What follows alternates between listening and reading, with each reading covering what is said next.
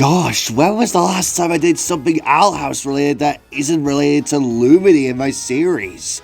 I only remember doing the best Owl House episodes video about 2 years ago, and that was it. So needless to say, I am stoked to come with the most funniest character in the whole series, Eda Clawthorne, or commonly known as just Eda. I like to think of Eda as the motherly figure towards Luce, but when she shines, oh man, does she shine. I mean, a backstory related to her and Lilith? A curse almost the same as Fiona's? Seriously, these two have something in common. A curse casted upon them that gets healed later on. That could be due for an episode at some point. But putting that aside, let's see what one of the first characters introduced in the Owl House itself brings to the table for the 13th and third to last episode of this year's series.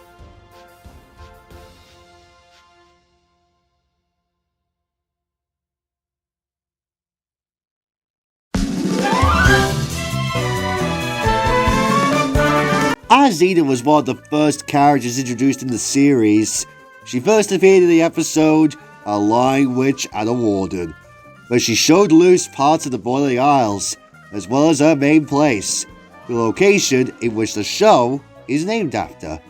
And this was also the episode where we saw Eda get her head cut off. Yikes. Don't worry, she's fine though. Confident and sassy, Eda is best described as rebellious, with Luce calling her surprisingly foxy for her age.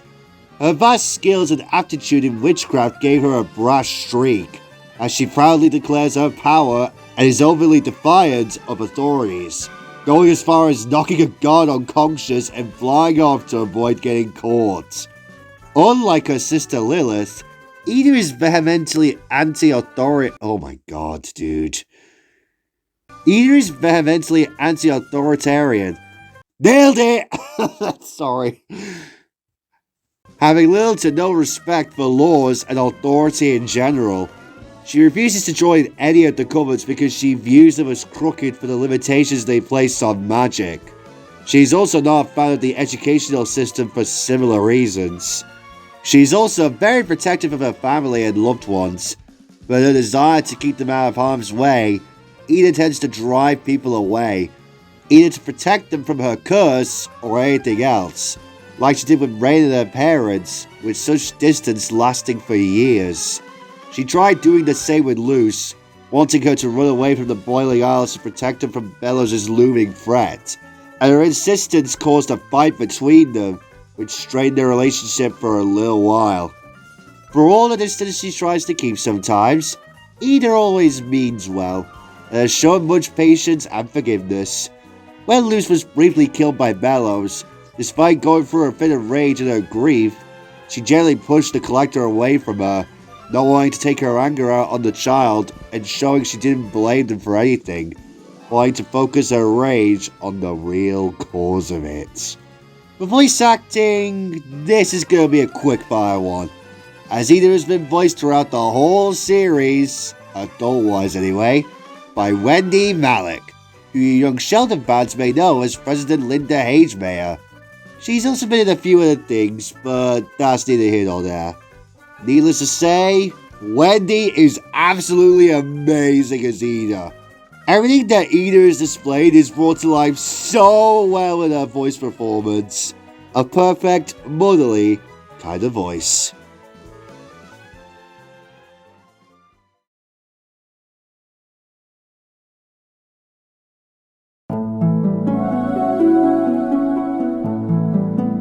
Now, it has been a hot minute since I have last watched Owl House. Like, it's been 2 years since I last watched an episode. But from memory, I think that my favorite usage of Eda in the entire series is in the flashback to what has my favorite title of the whole series. Them's the breaks, kid!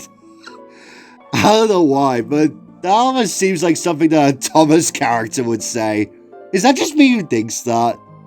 Anyways, I find this episode really fun, as it's a whole backstory to how Eda and Rain first met. It's cool to see the dynamics these two have, to which we would see more of as time went on. I also want to give a shout out to Knock Knock Knocking on Hootie's Door.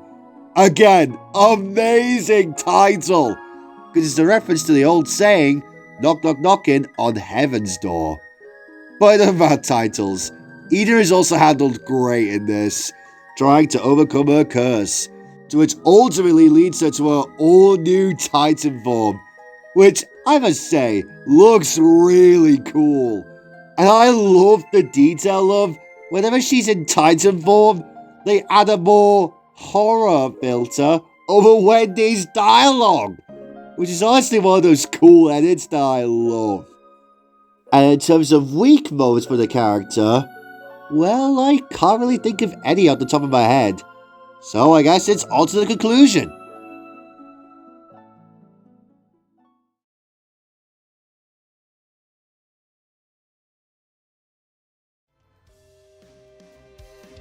Eda is definitely one of those characters that really makes Owl House one of the best things to come out of modern Disney.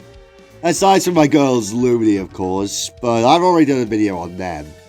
That still is one of my favourite videos of the past few years. Eda may not have had that best of the best status per se, but from her personality alone, I think she's definitely in the top 3 or top 5 in terms of Owl House characters.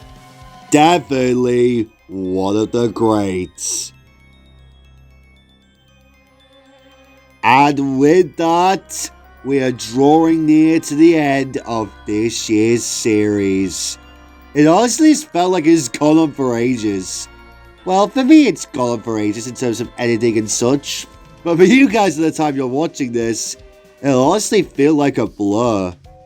For tomorrow's video though, I'll be covering the final 2 characters I have yet to redo in this new format. Callie and Marie, aka the Squid Sisters. And if you guys want to stay tuned for that, make sure to leave a like, subscribe, and turn on those notifications to stay up to date and to not miss out on the newest content. Until next time, bye guys.